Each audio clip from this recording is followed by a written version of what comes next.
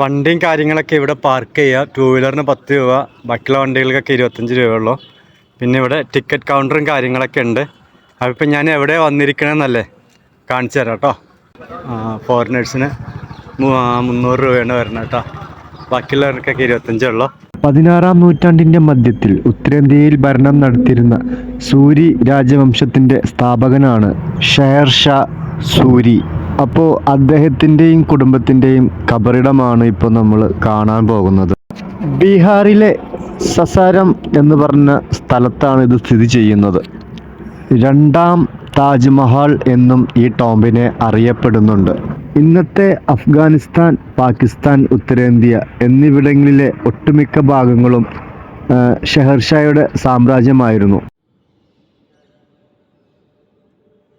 അപ്പോൾ അദ്ദേഹത്തിനെയും അദ്ദേഹത്തിൻ്റെ ഫാമിലീനെയും മൊത്തം ഖബറടക്കിയിട്ടുള്ളത് ഇതിനകത്താണ്.